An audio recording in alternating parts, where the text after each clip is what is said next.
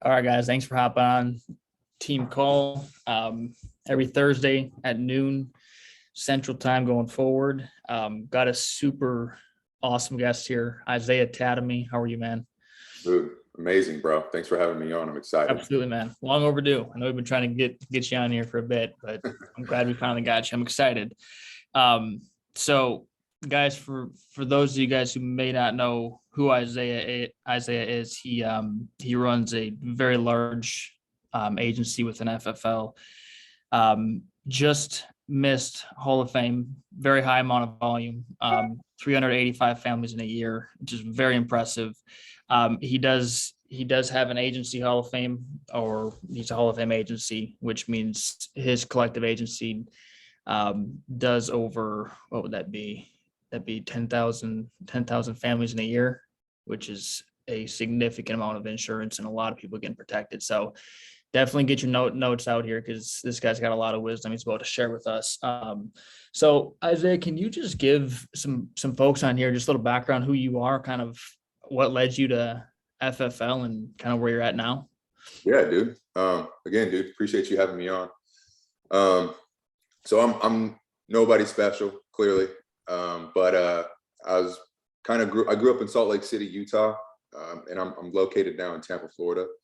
But I grew up kind of in a household where, my parents were really, really strict. They split up when I was a little bit younger, but the whole model was like, go to college, get a good job. So that's what I did. I was fortunate enough to play college basketball. So that's the only thing that really got me through college was basketball. If I didn't have that, I definitely would have flunked out. So got a degree, business management, and, I just wasn't really too sure what I wanted to do. So I just kind of started looking on some jobs and stuff. And I found a corporate job that, I was like, hey, that looks like I can do it. And, had some growth opportunities there. So that's what I did. I worked at a trucking company. I managed a fleet of like 200 drivers, dude. It was freaking insane. And truck drivers are nuts, dude. Like, if you've ever met a truck driver, those people are crazy. So I learned a lot there. Built a lot of people skills, kind of management skills. And but I was capped out, man. I was just like, I was getting really burnt out. I was on a salary, and then they asked us to work weekends too, but they didn't increase our pay just because they needed the extra help. And we all went to lunch one day, and some of the guys I was working with, they were kind of drinking a little bit, and they started talking about like how much money they were making.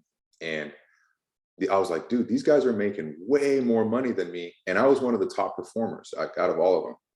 I'm like, I'm bringing the company the most money out of like basically this whole group of people here. And I'm getting paid like 20 grand less a year. And so that's when I got really upset, and I was like, man, I wish I could work in a business where I was paid based on my performance rather than like, politics and tenure and stuff. So I met a guy at the gym I was going to locally, and he was in the insurance industry. And long story short, he convinced me to like shadow him for a few days. So I called in sick, called my boss, like, dude, I'm really sick today, I can't come in. And I shadowed him, and he went like he closed like 7 deals that day. Freaking insane. And at that point, I was totally mind blown. I was like, dude, if this guy can do that, like if I do half of it, I'll make way more money than I'm doing right now. And that's when I jumped all in, dude, in the insurance industry. I put in my 2-week notice the next day, and that's when I jumped all in. Crazy thing was though, that wasn't FFL. That was a company we were on a 50% contract. So that's all I really knew. And so jumped in there. I did okay. And the crazy thing was like probably 2 months later after I left, or after I was there for like 2 months, everybody left. Like even all the people that recruited me there, the top producers there. And I'm like, man, like what's going on? These guys were like selling me the dream at this company, and they all went to Family First Life, right? So I just did a little bit of research, and I was like, holy smokes, these guys are paying like over 100% comp to actually talk to like leads, like real people that want insurance. I'm like, dude, sign me up, man. So that was January 2019 when I first started at FFL. And I wasn't one of those guys that had a fast start. Definitely was not. Kind of introverted guy, to be honest, kind of shy. Sales kind of did freak me out. Going inside people's homes kind of freaked me out. But I did okay, So I think my first month, I think I spent like $4 grand in leads, and I and I helped 6 families probably that month. And dude, like my mortgage is like $1,800. So like I didn't really make any money. But next month I did a little bit more. And the month after that, I did a little bit more and a little bit more and a little bit more. And by the end of the year, I was like, dude, I made a lot of money this year, like way more money I've ever made in my life. And it's just about being consistent and not stopping. The crazy thing is there was 3 people above me in my hierarchy when they recruited me over from my old company to here. And the first year, all 3 of those people left. I was the only one that just kind of stuck it out. And now look, it's just happened. It's freaking insane, dude. So it's just like showing up every day, man. That's all it is, dude. Right. I love that, dude, because I want to talk a little bit about personal production first, and then I want to get into a little bit on how to build a real business here. But kind of what you said is you weren't off to a super fast start. Like it took you a little bit of time, but you didn't quit and you were consistent. But like if you had to look back on your first month, like let's take your first month and then let's take a month where you went out and helped, wrote 30, 40 policies. Like what were some of the differences and some of the changes that you had to make to take it to that next level?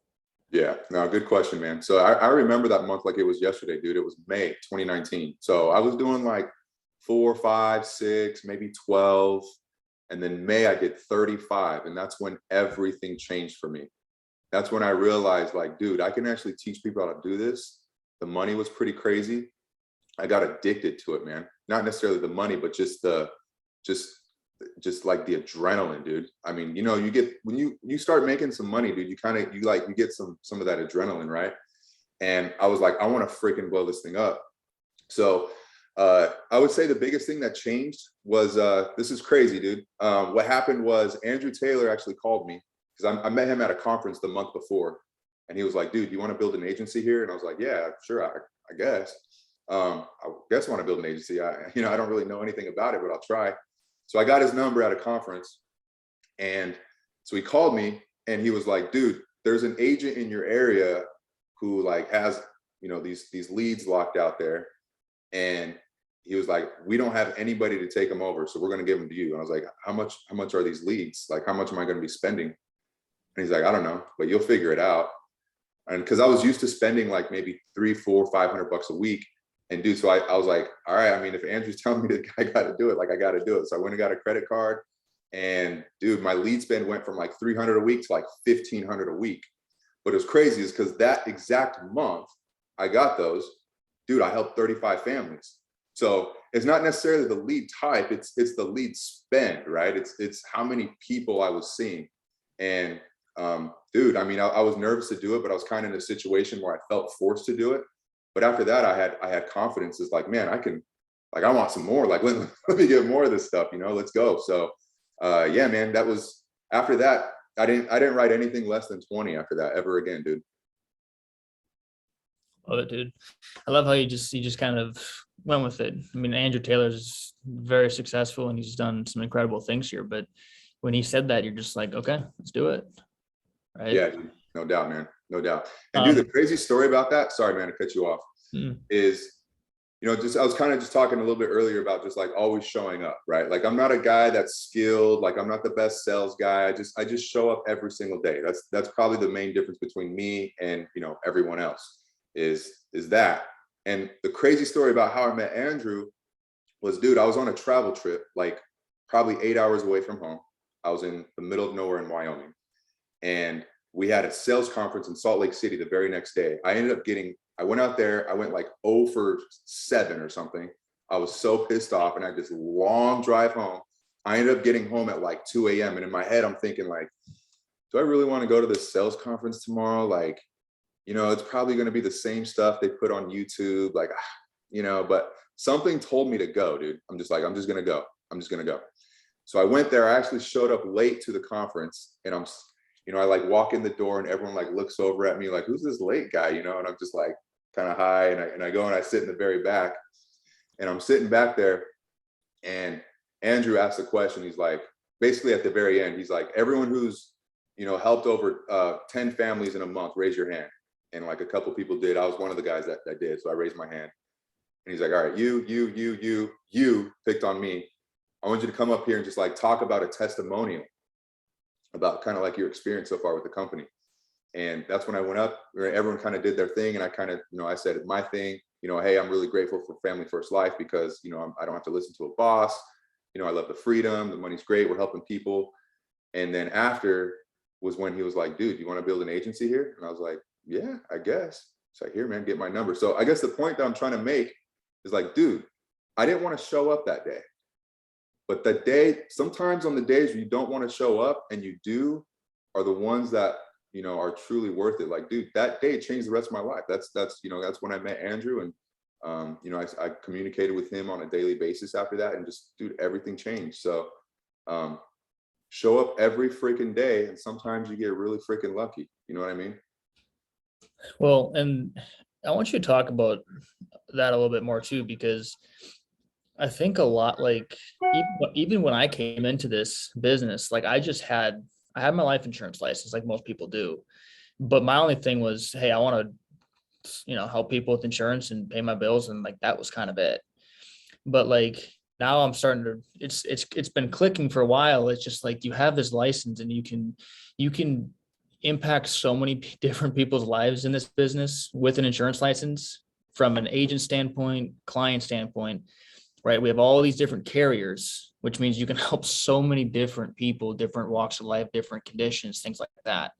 Like, can you talk about just like the power of using your insurance license to the fullest, right? You can sell, but then you can legitimately build a business on it to where people can come in, sell, and they're making money and you're making money on top of it, right?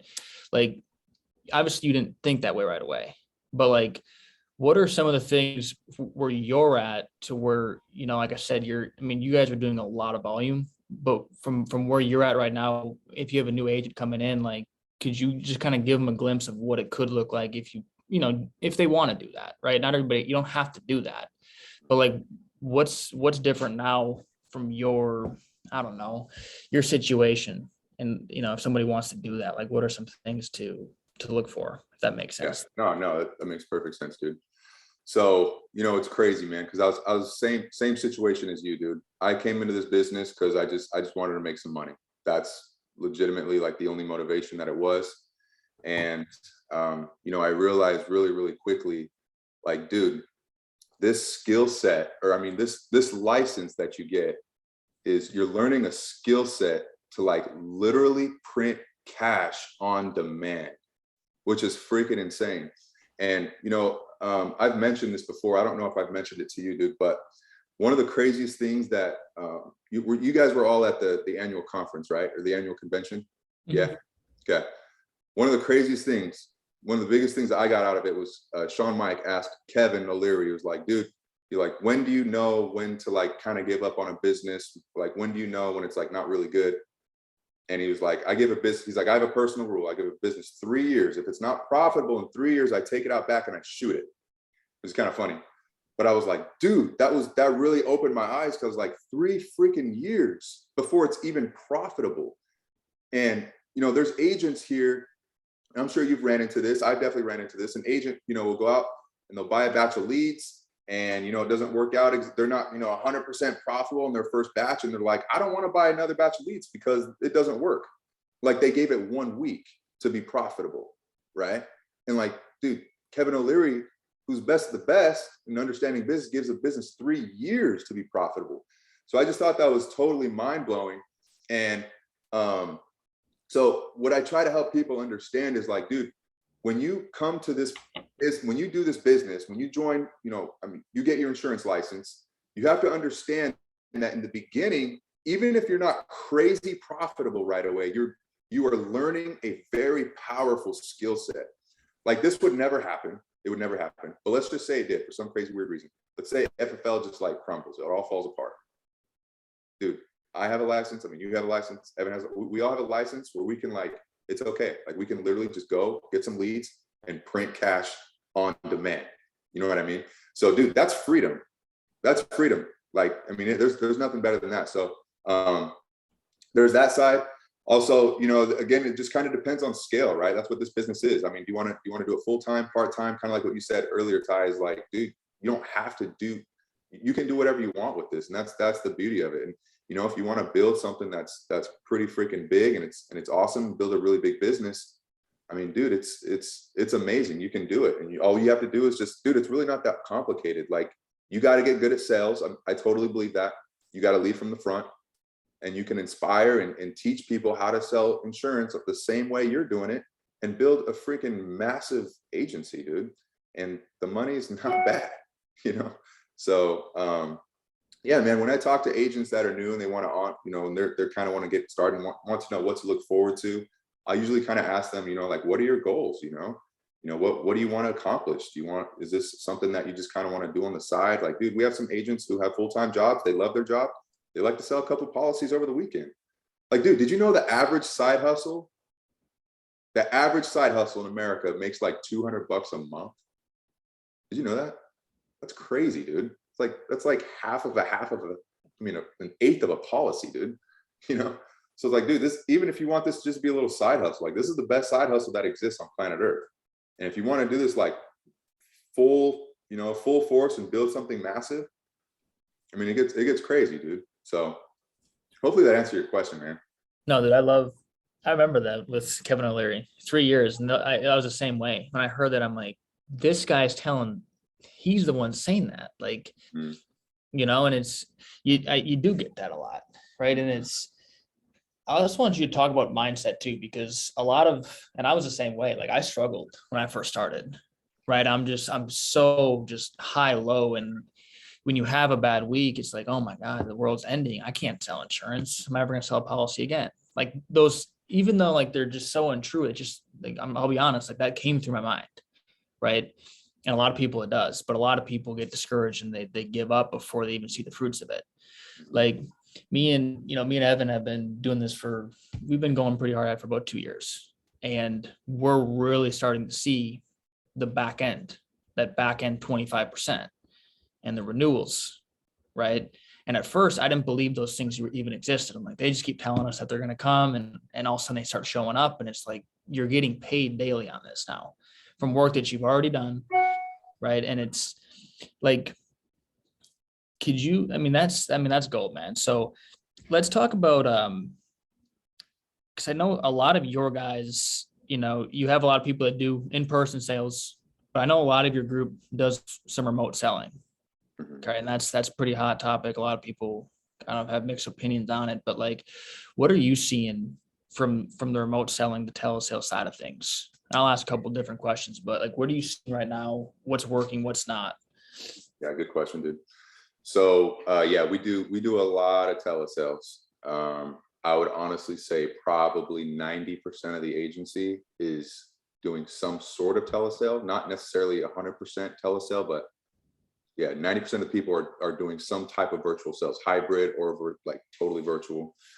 But what I'm seeing is the agents who started in the field and have a lot of field experience, they're the ones who can typically sell virtual better. The agents that come in right away that have zero experience, they first get their license and they're like, hey, I want to sell from home in my pajamas all day. You know, those are the people that kind of struggle. So we definitely recommend everybody, and we encourage them and try to push them to start in the field, just because, dude, there's so many things you learn in the field subconsciously that you don't even really know that you're learning. You know, picking up on body language, how people kind of say things.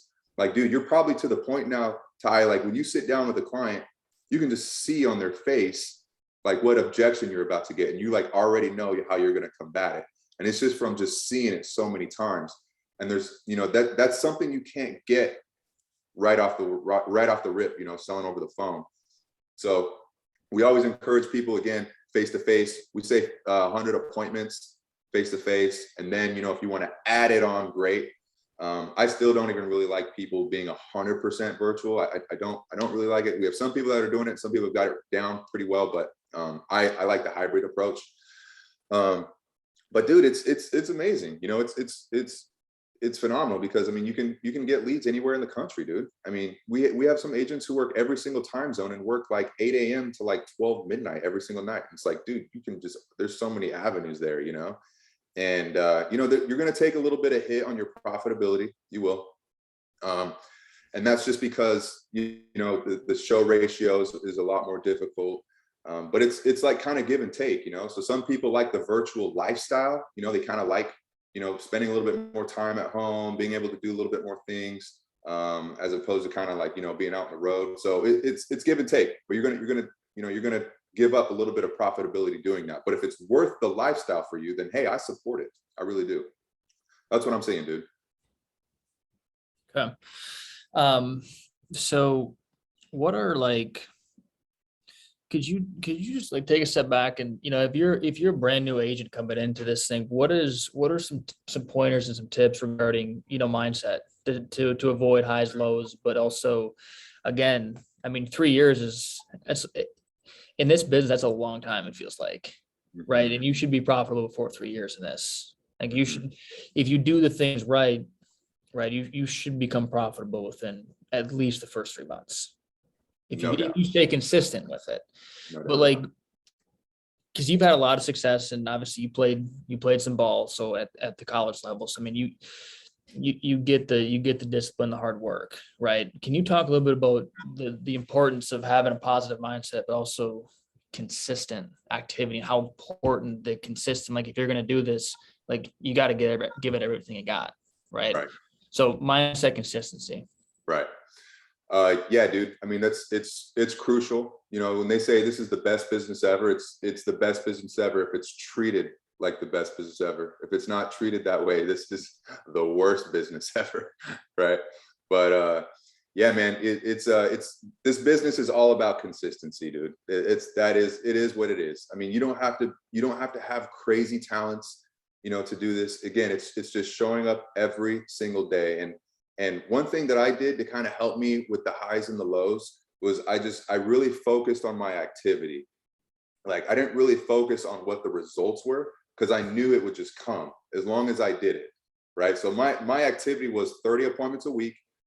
I mean, that's my non-negotiable. If I do that, like who cares, you know? And I even broke it down like kind of a nerd. So I have all my numbers tracked and stuff. Like, dude, I broke, and you guys probably seen people talk about this before. Like, you know, I have a spreadsheet basically where I kind of track everything. Like, dude, I know how much money I made per dial, like per dial. So like, it's kind of hard to like really ride the roller coaster if you know you're making like $4 every single time you dial the phone. You know what I mean? It's like, dude, I'm just gonna keep doing this all freaking day because it's $4 every single time I dial it. So that helped me a lot, dude. And to be honest with you, I think this is one thing that you know, a lot of people kind of struggle with. And one thing that I just try to make really important is like, dude, I try to have fun. Like, dude, you gotta enjoy the job, you know, you gotta enjoy it. If it's not enjoyable, it's like almost like a punishment. You know what I mean? Like, dude, this isn't a punishment. Like this, we can work anywhere we want to if you're virtual, right? You can work anywhere there's Wi-Fi. We help a bunch of people, we make a bunch of money. You have freedom. You can do it. You can do this business however you want to, like enjoy it. So I would make it a point to do things like that, to enjoy the business. You know, when I'm sitting with clients, I'm laughing and I'm having a good time. Agents, I like to go out and see the agents and we go get food and we hang out and we laugh. Dude, it makes it so much more enjoyable. But if it's just like there's no fun, you're just always like, oh, this sucks. And you know, oh, I didn't write. You know, I didn't help 5 families today, and you're just like always just letting negative stuff come in, dude. It's a drag, dude. Like it sucks. And I've been there. And kind of what switched for me was like, I can't remember the exact moment what happened. Oh, dude, I was talking to an integrity partner. Okay, actually, I was talking to an integrity partner. He was an integrity partner at the time, and this is when we were helping probably like 300 agents, or 300 families a month or so. And I was like, dude, right now in my business, like, what are the things you think that I need to be focused on right now? And what he told me was like, dude, you have to enjoy the grind. And I was like, what do you mean by that? He's like, the reason why is because like everyone thinks the fun starts like at the end, like when you're retired and it's done, like that's where the fun begins. And he's like, it's not, dude. He's like, I miss the grind. I miss that, the good days and the bad days, and I miss it. And I was like, dude, that is so crazy. He was like, the part that you're in right now is the fun part, dude. So enjoy it. Work hard, you know, do good things, help people, work hard, but enjoy the grind, enjoy the good days and the bad days. And that's when I just was like, dude, I'm gonna take that advice. I'm gonna like just try and have as much fun as I can, and and obviously work hard too, right? I mean, it's not just a party, but like, dude, like we try to enjoy our job too, man. So I'd say that helps with mindset, dude. You know. I think that's huge. I think you always do better when you're not so stressed and you're relaxed and you're going with it. But I will say this too, and this is personal experience. I don't know if anybody can relate to this, but whenever, I'd get on a high, I'd go out and do, write a bunch of insurance, cash flow, things are good. And then you take a little bit of time off, or you take your foot off the gas, and then all of a sudden it comes back to bite. And then you're just playing this catch-up game all the time. I think Trey Honeycutt said it so well one time. He goes, it's like whenever you get ahead, you take your foot off the gas, back against the wall, get ahead, back against and it's just this constant cycle. But I think that's it goes back to what you're saying about no matter what's happening, you just got to show up every single day. Dude, I also love what you said about this is the best business ever if you treat it like a real business. Right. I think a lot of times people come in and like, oh, this is great. And then like 2 days later, oh my God, this is the worst business ever. It's a scam. I'm done because it doesn't work. It's like, no, you just didn't give it everything you got. Dude, the reason why being consistent is so important, and I've seen so many agents do this. I'm a victim of it as well. Dude, you go out and you write a bunch of business 1 month, right? So writing inconsistent business, like on and off, is so bad because you go out and you write 40 families 1 month. Okay, you got all this money in the account. Okay, let's do some math here, right? You get your 75% advance. Do you guys post this anywhere? Can I talk numbers like this or no? 30. All right, so we're at 30 families. All right, 30 families with your advance. Okay, let's say next month you're like, dude, I've got all this money in the account. Next month, you go out and you help 10 families because you're like, hey, I can let my foot off the gas. What are you getting out of chargebacks? If you help 40 families, what, maybe like 10, maybe say 10. Maybe, right? So dude, you wrote 10 the next month. You had 10 in chargeback. You didn't make any money next month. You literally just like broke even. So you can't do that, dude. You can't be on and off because, dude, it's hard to get ahead. And a lot of people join this business for the freedom, they do, but you got to sacrifice a little bit. Dude, sacrifice for a year so you can build a cushion to do that. Eventually, absolutely, you can do that. But that doesn't mean, hey, I joined FFL. All right, month 1, I ran out and I wrote 30. Next month, I'm going to Hawaii. I'm taking the whole family. In fact, we're going to the club. All drinks on me. Like you can't do that stuff, dude. You can't. So be consistent.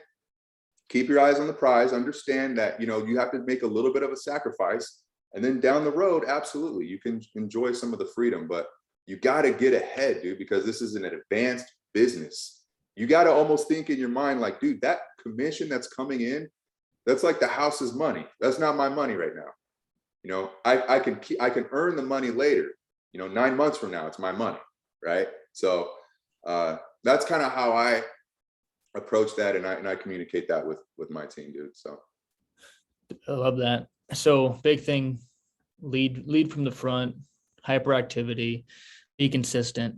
And for those that do want to build, an agency, like what are some things that from, if someone comes in day one and they don't have they're not a massive agency already because they're brand new, but they want to build, right? They're sell a bunch of insurance, help a ton of people, but then what are some of the tips and things that you've used in regarding to recruiting from social media, war market? What are some things that you recommend and use? So obviously, when you first start, not everybody has the capital to start putting a bunch of money in cold market. So I didn't, but what I did was I shared with the world on all my social media, I shared what I did. And one thing that I did that I felt like that attracted the right people to me is I did like I would call them like takeover Tuesdays, or what I would do basically is I would record every Tuesday. I would record my entire day, no matter what, like what I did, morning all the way to night. So if, I had 8 appointments that day, I talked about what happened at each appointment. And there was days where like I had really freaking bad days, right? But I liked that because the people that were hitting me up and that were interested, they understood like, hey, this isn't all just like butterflies and rainbows. Like, this guy's grinding. There's some bad days, dude. There's some negative days. Like I spent, let's just say on the day, my leads cost $200 just for that day, right? $200 worth of leads, and go out and spend a bunch of money on gas, came home negative, dude. So like people understood that. But the people that understood like, hey, I understand what you can do with this business, but I understand also, the negative aspects to it as well. Those are the people I want to work with. And I'm still down to give this a shot. Absolutely. I love working with those people. So I think that helped me a lot. I just talked, I was everywhere, dude. All social media, LinkedIn, Instagram, Facebook, talked about everything that I did daily. And then I started getting really aggressive on LinkedIn after time. And the reason why is because you're able to target people, and you can like really target a specific type of person. If you wanted to see, everyone that works at XYZ company in Doral, Florida, like you can see that on LinkedIn. So I was kind of, what I was doing, I was looking at the heat map, and I'm going to all the red areas, and I'm just like adding insurance agents there, and we're sending them messages. And the thing is even with on the recruiting side, it's consistency as well, dude, because it's easy to get discouraged. Even a lot of the agents in my group, they're like, dude, this LinkedIn thing doesn't work. And it's like, yeah, because like you send 10 messages a day for a week, and then you quit, you stop for 2 months. The thing for me is like, dude, I had a daily quota. We still do. So I had an alarm, dude, that goes off every single night, 11 p.m., like right before I'm about to go to bed. And I'm adding 100 people and sending 100 messages every single day. And I did that for like 2.5 years, dude, every day, didn't stop. And, you're going to get some good people, you're going to get some bad people. But that was a free way to recruit, right? And that's why it's also so important to sell at a high level, dude, because then at that point you can delegate, you can get staff. That's when I was able to kind of delegate a little bit, get a little bit more help, and then start putting some money into cold market recruiting. So yeah, we got in on Indeed. We're doing some on ZipRecruiter, and dude, it's just doing it every single day. The thing is, the number one mistake people make is when they're trying to recruit is they give up too early, because what you do today pays you 90 days from now, right? Because there's a process. Like it's different from sales. You go out and you write a policy, like, dude, you get paid tomorrow, or you get paid within 48 hours. You get immediate results. But dude, you're going to be putting money into something for 90 days before you start getting the results.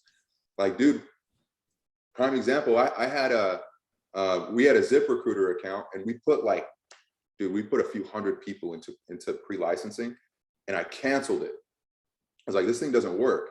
And then all of a sudden we started getting people like passing their exams, like 3 months later. They were like, hey, what's the next step? What's the next step? I'm like, dude, why do we cancel that? We shouldn't have stopped. Like, look at all these people now. It's like, it's a trickle effect, dude. So dude, that's what this is, man. Again, I don't want to beat this, too much, but you don't have to be crazy talented to do anything, sell or recruit or build a business. Like, you just have to do a little bit every freaking day. And that's what we've been able to do, man. Gold, dude. I think we got to wrap it up on that. That's consistent activity day in, day out. If you want to be successful and have success in this, that's what it takes. It's just not give up. Actually, I want to open it up just for I'll take 2 questions here. If anybody's got anything. I appreciate you hopping on, though. A lot of good stuff. Of course, bro. Appreciate you. Does anybody have anything? I think you can just unmute yourself. Looks like Connor raised his hand. I don't have a question, but while we were actually in this call, I just made my first ever appointment. So I'm pretty stoked right now. Let's go. Thank you. Thank you. I guess I do have a question then. Since it's my first appointment, how should I go about actually going in the home then? Do you work with Isaiah? I think my upline is Evan. Oh, he'll get with you after this one. Okay, Just so perfect. complicated, dude. Super simple. Evan's a stud. He'll help you out for sure. Perfect. Dude, you listen to everything he tells you to do. Thank you, guys. Hey, I got Angel, you got something? Cool. Yeah. What's up, Isaiah? Thanks for the time. What percentage you think out of your team has been more market recruiting? You know, people that you know versus, you know, using LinkedIn and doing all the cold stuff that you were talking about? That's a really good question, dude. And actually, Sean's been talking about this a lot lately. And we kind of just looked through the agency, look at everyone. And dude, a big portion of it, it's like 85% of our agency is warm market, 85%. But there's those 1 or 2 or 3 people that you get cold market, and then you tap into their warm market. So you do need to do both still, because you will find some studs out there for sure.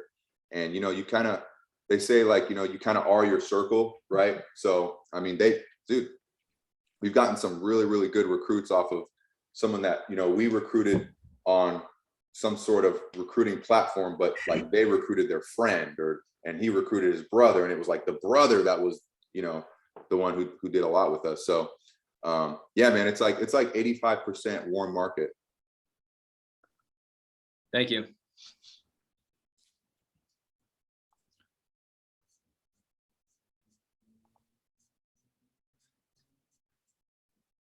No, the warm market is definitely the way to go. I mean, I look at our entire group, and I would say I should probably break the numbers down, but it's at least 70% warm market. Warm market. Dude, the reason why is because warm market doesn't want to let you down, dude. And you don't want to let them down either. Like, dude, I've never had one warm market recruit roll me any type of debt, leads, carrier debt, not one person. Every single person that rolled some kind of debt to me was a cold market recruit. That was mind blowing, dude. So they don't want to let you down. They trust you. They work hard, and you know, you don't want to let them down. So it works. That's a good point. Right. Does anybody got anything?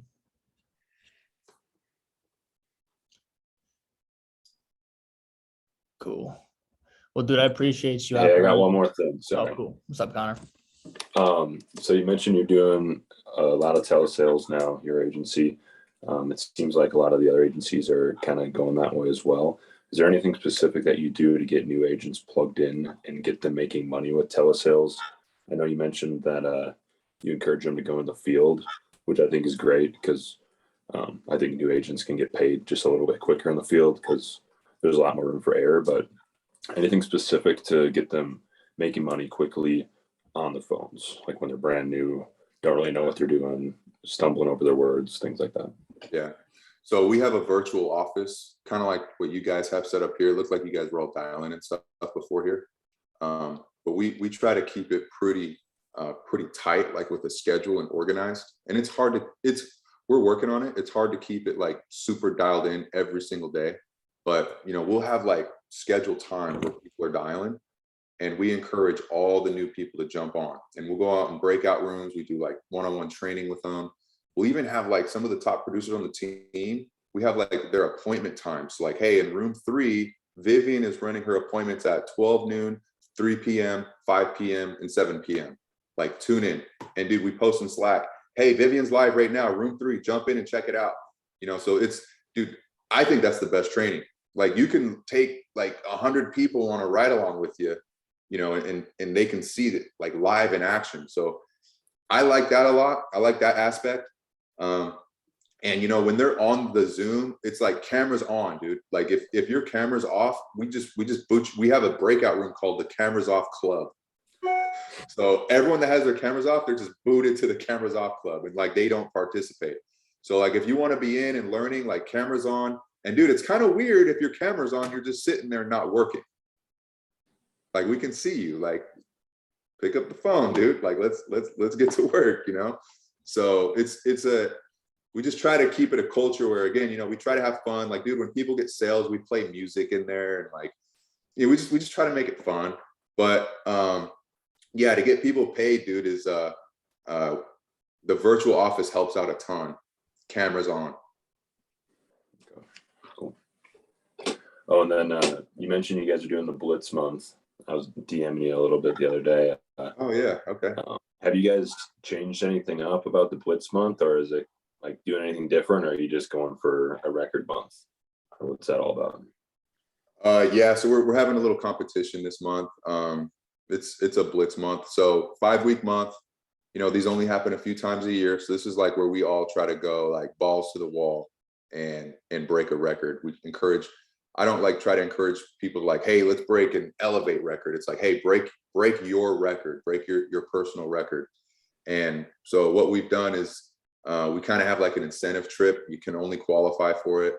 You know, you have to write an X amount of business. And if you write X amount of business, you get invited to a top producer dinner that we're doing. And if you write X amount of business on top of that, I'm paying for the hotel. So we're just trying to get really excited about it, get people pumped up. We're doing a training out in Vegas, like with Andrew and Brad Lee. So that, I mean, it's just kind of an incentive trip to go out and break a record, right? So we're all pushing, we're all going super hard this month to try to do that. Cool. You guys on track to break the elevate record? Yeah, dude. Should be a record month, man. Should be. Nice. Yeah. Love it, dude. Well, again, dude, if you want to add anything else, Isaiah, otherwise we'll wrap this thing up, but I appreciate you. Yeah, man, guys, that's really it. I would just encourage you all to, you know, be consistent, work hard every day, and show up every single day, and good things happen.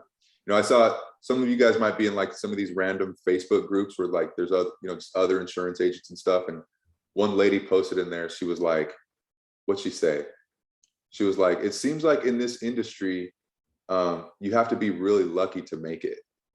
And I responded to the comment. I was like, well, the good news for you, ma'am, is the harder you work, the luckier you get.